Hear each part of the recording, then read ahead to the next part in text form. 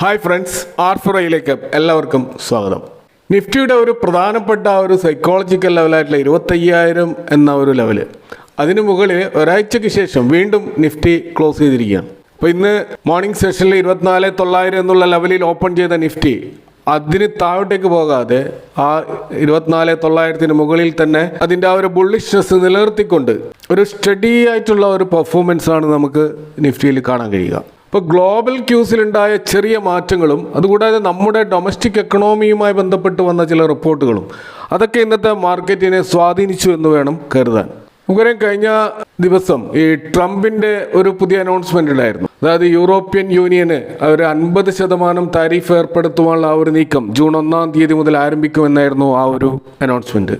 എന്നാൽ അത് ജൂലൈ 9 വരെ നീട്ടാൻ ഇപ്പോൾ തീരുമാനിച്ചിരിക്കുകയാണ്. അപ്പോൾ അതിന് കാരണമായത് യൂറോപ്യൻ യൂണിയൻ്റെ കമ്മീഷൻ പ്രസിഡന്റ് ഉർസുല വോൺ ഡെ ലയൻ ട്രംപുമായി നടത്തിയ ടെലിഫോണിക് കോൺവെർസേഷനിൽ സീരിയസ് ആയിട്ടുള്ള ചില നെഗോഷിയേഷൻസ് നടക്കാൻ പോകുന്നു എന്ന രീതിയിൽ ട്രംപ് അത് കൺഫേം ചെയ്തതിൻ്റെ അടിസ്ഥാനത്തിൽ ഒരു ഇടവേളയ്ക്ക് ശേഷമുള്ള ആ ട്രംപിൻ്റെ ആ ഒരു താരിഫ് റിലേറ്റഡ് ആയിട്ടുള്ള ആ ഒരു വിഷയത്തിൽ താൽക്കാലികമായിട്ടൊരു ശമനം നമുക്ക് കാണാൻ കഴിയും. ഇപ്പോൾ യൂറോപ്യൻ യൂണിയൻ എന്ന് പറയുന്ന ഇന്ത്യയുമായിട്ട് ബന്ധപ്പെടുമ്പോൾ ഇന്ത്യയുടെ ഒരു പ്രധാനപ്പെട്ട ട്രേഡിംഗ് പാർട്ട്നേഴ്സാണ് യൂറോപ്യൻ യൂണിയൻ. അപ്പോൾ അമേരിക്കയിലേക്കുള്ള ആ ഒരു നമ്മുടെ ഇന്ത്യൻ എക്സ്പോർട്ടിൻ്റെ ഒരു റൂട്ടായിട്ട് പല യൂറോപ്യൻ രാജ്യങ്ങളും ഇന്ത്യ ഉപയോഗിക്കാറുണ്ട്.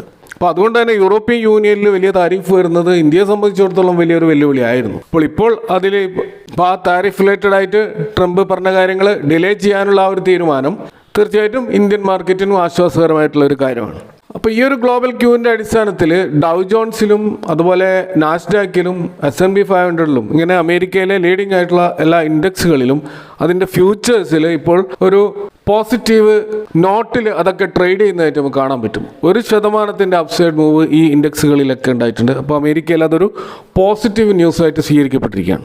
രണ്ടാമതായിട്ട് ഒരു പ്രധാന ഘടകം നമ്മുടെ മാർക്കറ്റിനെ സ്വാധീനിച്ചു എന്ന് കരുതാൻ കഴിയുന്നത്, കഴിഞ്ഞ ദിവസം റിസർവ് ബാങ്ക് ഓഫ് ഇന്ത്യ കഴിഞ്ഞ ഫ്രൈഡേ അവർ 2.69 ലക്ഷം കോടിയുടെ ഒരു ഡിവിഡൻഡ് കേന്ദ്ര ഗവൺമെന്റിന് നൽകിയിരിക്കുകയാണ്. ഇപ്പോൾ FY25 ഈ ഒരു ഡിവിഡൻഡ് ഒരു സർവ്വകാല റെക്കോർഡാണ്. അപ്പോൾ തീർച്ചയായിട്ടും അൺഎക്സ്പെക്റ്റഡ് ആയിട്ട് വന്നിട്ടുള്ള ഈ ഒരു ഡിവിഡൻഡ് ഇന്ത്യ ഗവൺമെൻറ്റിനെ സംബന്ധിച്ചിടത്തോളം അവരുടെ ആ ഒരു ഫിസിക്കൽ ഡെഫിസിറ്റ് അത് 4.4% നിലനിർത്താനുള്ള അതിൻ്റെ ടാർഗറ്റ് നിലനിർത്താൻ സഹായിക്കും എന്നുള്ളത് കൊണ്ട് തന്നെ ഇത് ഇന്ത്യൻ എക്കണോമിയെ സംബന്ധിച്ചിടത്തോളം വളരെ പോസിറ്റീവായിട്ടുള്ള ഒരു കാര്യമാണ്. ഇൻട്രസ്റ്റ് റേറ്റ് കട്ടുമായി ബന്ധപ്പെട്ടിട്ടുള്ള അടുത്ത തീരുമാനങ്ങളൊക്കെ ബൂസ്റ്റ് ചെയ്യാനുമൊക്കെ ഈ ഒരു ഡിവിഡൻഡ് ലഭിച്ചത് കൊണ്ട് ഒരു എൻകറേജിങ് ഫാക്ടറായിട്ട് മാറും എന്നാണ് മനസ്സിലാക്കാൻ കഴിയുന്നത്. അപ്പോൾ തീർച്ചയായിട്ടും അത് നമ്മുടെ ഇക്വിറ്റി മാർക്കറ്റിനെയും സപ്പോർട്ട് ചെയ്യുന്ന രീതിയിലുള്ള ഒരു ഡിവിഡൻഡാണ് അത് എന്ന് നമുക്ക് മനസ്സിലാക്കാൻ കഴിയും. അപ്പോൾ ഇന്ത്യൻ സ്റ്റോക്ക് മാർക്കറ്റിൽ ഇപ്പോൾ ഒരു ബുള്ളിഷസ് പ്രകടമായുള്ള മറ്റൊരു പ്രധാനപ്പെട്ട കാരണം നിരന്തരം താഴോട്ടേക്ക് പോയിക്കൊണ്ടിരിക്കുന്ന ഡോളറാണ്.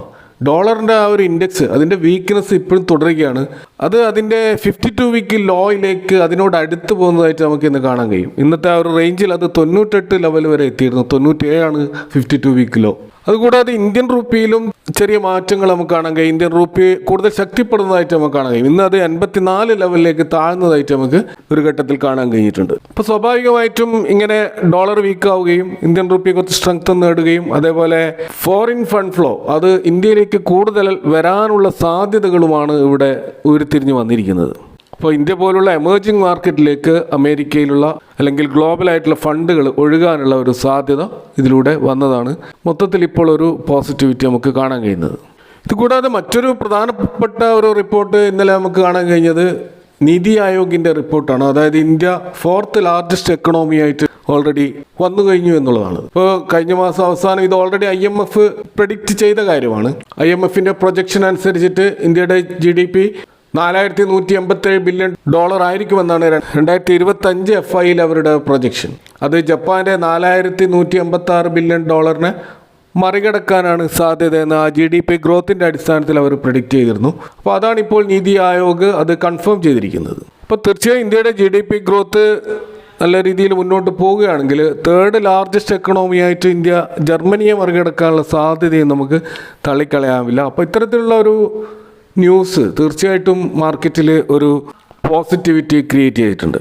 കൂടാതെ മറ്റൊരു റിപ്പോർട്ട് നമ്മൾ കാണുന്നത് ഇക്രയുടെ റിപ്പോർട്ടാണ്. അതിൻ്റെ അടിസ്ഥാനത്തിൽ നമ്മൾ കാണുന്നത് ഇന്ത്യൻ ഈക്വിറ്റി മാർക്കറ്റിൽ വലിയ തോതിൽ ഡയറക്റ്റ് സ്കീമുകളിൽ ആളുകൾ ഇൻവെസ്റ്റ് ചെയ്യുന്നുണ്ട് എന്നുള്ളതാണ്. ഇപ്പോൾ 2019 മുതൽ 2025 വരെയുള്ള ആ ഒരു ഇക്വിറ്റി മാർക്കറ്റിലേക്കുള്ള ഒഴുക്ക് കണക്കിലെടുക്കുമ്പോൾ അവിടെ വലിയൊരു മാറ്റമാണ് കാണുന്നത്. 12% 26% ഒരു വളർച്ചയാണ് അവിടെ കാണാൻ കഴിയുക. അതേപോലെ തന്നെ HNI category high net worth ഇൻഡിവിജ്വൽസിൻ്റെയും 21% 28% ഉയർന്നതായിട്ടും അവരുടെ റിപ്പോർട്ടുകളിൽ കാണാൻ കഴിയും. ഇപ്പോൾ കഴിഞ്ഞ ആഴ്ചയിൽ മാത്രം ഏകദേശം 6 ലക്ഷത്തോളം പുതിയ ഇൻവെസ്റ്റേഴ്സ് ക്യാപിറ്റൽ മാർക്കറ്റിൽ എൻറോൾ ചെയ്തിട്ടുണ്ട് എന്നാണ് അവരുടെ മറ്റൊരു റിപ്പോർട്ട് നമുക്ക് കാണാൻ കഴിയുന്നത്. അപ്പോൾ ഇതൊക്കെ മൊത്തത്തിൽ നമ്മുടെ മാർക്കറ്റിൽ ഇപ്പോൾ പുതുതായിട്ട് ഇൻവെസ്റ്റേഴ്സ് ഇൻവെസ്റ്റ് ചെയ്യാൻ തുടങ്ങിയിട്ടുണ്ട് എന്നാണ് ഇതിൽ നിന്ന് നമുക്ക് മനസ്സിലാക്കാൻ കഴിയുന്നത്. ഇപ്പോൾ ഇന്ന് നമ്മൾ നിഫ്റ്റി 500 സ്റ്റോക്കുകൾ നോക്കിക്കഴിഞ്ഞാൽ അവിടെ പല സ്റ്റോക്കുകളും നല്ല രീതിയിൽ വലിയ തോതിൽ 15%, 10% ഒക്കെ മുന്നോട്ട് പോയതായിട്ട് കാണാം.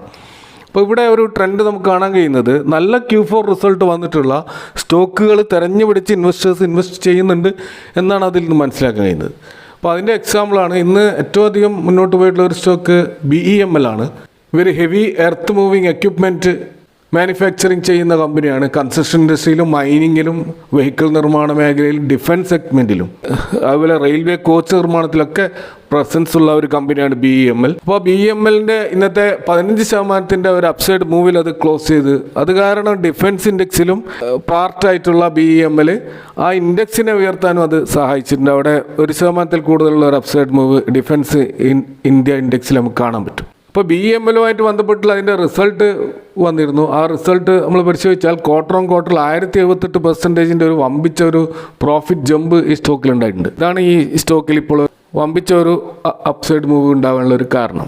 മറ്റൊരു സ്റ്റോക്ക് നമ്മൾ കാണുന്നത് GE Vernova T&D India Limited ആണ്. 10% ഇത് അപ്സൈഡ് പോയിട്ടുള്ളത്. പവർ ട്രാൻസ്മിഷൻ അതിൻ്റെ ഡിസ്ട്രിബ്യൂഷൻ രംഗത്ത് പ്രവർത്തിക്കുന്ന ഈ ഒരു കമ്പനി ആ പവർ ജനറേഷൻ സോഴ്സിൽ നിന്ന് ഗ്രിഡിലേക്ക് ട്രാൻസ്ഫർ ചെയ്യുന്ന ആ ഒരു സൊല്യൂഷൻസ് ആണ് ഇവർ പ്രൊവൈഡ് ചെയ്യുന്നത്. ഈ കമ്പനിയുടെ റിസൾട്ട് നോക്കിയാൽ ഇയർ ഓൺ ഇയറിൽ 151% പ്രോഫിറ്റ് ജമ്പാണ് കാണുന്നത്.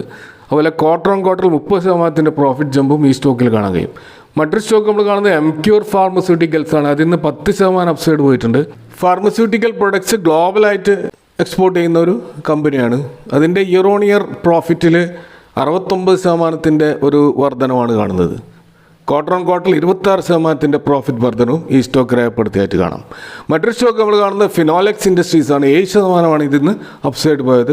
PVC റൈസിൻ അതുപോലെ ഇന്ത്യയിലെ ലാർജസ്റ്റ് PVC പൈപ്സ് ആൻഡ് ഫിറ്റിംഗ്സും പ്രൊഡ്യൂസ് ചെയ്യുന്ന കമ്പനിയാണ് ഫിനോലെക്സ് ഇൻഡസ്ട്രീസ്. അപ്പോൾ ഇതിൻ്റെ ഇയർ ഓൺ ഇയർ സെയിൽസും പ്രോഫിറ്റും നെഗറ്റീവ് ആണെങ്കിലും ക്വാർട്ടർ ഓൺ ക്വാർട്ടറിൽ വമ്പിച്ച ജമ്പ് ഉണ്ടായിട്ട് കാണാം. 17% ഒരു ക്വാർട്ടർ ഓൺ ക്വാർട്ടർ സെയിൽസിൽ ജമ്പ് കാണാം. അതേപോലെ പ്രോഫിറ്റിലും 112% ഒരു ജമ്പ് ക്വാർട്ടർ ഓൺ ക്വാർട്ടറിൽ കാണാൻ കഴിയും. അപ്പോൾ ഇതാണ് ഈ സ്റ്റോക്കിലും ഒരു അപ്സൈഡ് മൂവിന് കാരണമായിട്ടുള്ളത്. മറ്റൊരു സ്റ്റോക്ക് നമ്മൾ കാണുന്നത് ഗുജറാത്ത് നർമ്മദ വാലി ഫെർട്ടിലൈസേഴ്സ് ആണ്.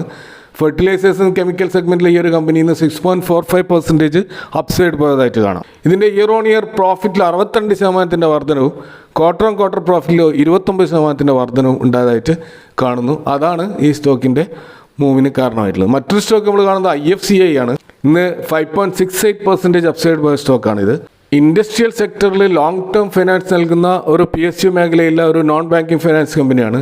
സെയിൽസ് ഇയർ ഓൺ ഇയറിലും ക്വാർട്ടർ ഓൺ ക്വാർട്ടറിൽ നെഗറ്റീവ് ആയിരുന്നു രേഖപ്പെടുത്തിയത്. പക്ഷേ പ്രോഫിറ്റിൽ 73% ജമ്പ് നമുക്ക് കാണാൻ കഴിയും ഇയർ ഓൺ ഇയറിൽ. അതേപോലെ തന്നെ ക്വാർട്ടർ ഓൺ ക്വാർട്ടറിൽ 3080% ഒരു സ്കലേറ്റിംഗ് ആയിട്ടുള്ള ഒരു ജമ്പാണ് പ്രോഫിറ്റിൽ കാണുന്നത്. അപ്പോൾ ഇതാണ് ഈ സ്റ്റോക്കിലും ഒരു അപ്സൈഡ് മൂവ് ഉണ്ടാകാൻ കാരണമായിട്ടുള്ളത്. മറ്റൊരു സ്റ്റോക്ക് നമ്മൾ കാണുന്നത് KC International എന്ന് പറയുന്ന ഇൻഫ്രാസ്ട്രക്ചർ മേഖലയിൽ പ്രവർത്തിക്കുന്ന ഒരു EPC കമ്പനിയാണ്. ഇതിൻ്റെ ഇയർ ഓൺ ഇയർ പ്രോഫിറ്റിൽ 33% വർധനവും ക്വാർട്ടർ ഓൺ ക്വാർട്ടർ പ്രോഫിറ്റിൽ 51% വർധനവും ഉണ്ടായിട്ടുണ്ട്. അത് ഈ സ്റ്റോക്കിലും ഇന്ന് ഒരു റാലിക്ക് കാരണമായിട്ടുണ്ട്. മറ്റൊരു സ്റ്റോക്ക് നമ്മൾ കാണുന്നത് നെറ്റ്വെബ് ടെക്നോളജീസ് ഇന്ത്യ ആണ്. 5.5% ഒരു അപ്സൈഡാണ് ഈ സ്റ്റോക്കിൽ ഉണ്ടായിട്ടുള്ളത്. ഇത് high end computer solutions provide ചെയ്യുന്ന ഈ ഒരു കമ്പനി ഇന്ത്യയിലെ ഈ മേഖലയിലുള്ള ഒരു ലീഡിംഗ് കമ്പനിയാണ്. ഇതിൻ്റെ ഇയർ ഓൺ ഇയർ സെയിൽസിൽ 56% വർധനവും ഇയർ ഓൺ ഇയർ പ്രോഫിറ്റിൽ 44% വർധനവും കാണാം. ക്വാർട്ടർ ഓൺ ക്വാർട്ടറും ഇതേപോലെ വമ്പിച്ചൊരു റിസൾട്ടാണ്. 24% സെയിൽസ് വർധനവും 41% പ്രോഫിറ്റ് വർധനവുമാണ് നമുക്ക് ക്വാർട്ടർ ഓൺ ക്വാർട്ടറിൽ കാണാൻ കഴിയുന്നത്. അപ്പോൾ അത് ഈ സ്റ്റോക്കിലും വമ്പിച്ച ഒരു റാലിക്ക് കാരണമായിട്ടുണ്ട്. അപ്പോൾ ഇവിടെ പരാമർശിച്ച ഈ സ്റ്റോക്കുകളെ കുറിച്ച് നിങ്ങൾ കൂടുതൽ പഠന വിധേയമാക്കുക. നിങ്ങളുടെ അഭിപ്രായങ്ങളും കമൻറ്റുകളും അറിയിക്കുക. Thank for watching. See you next time with another video.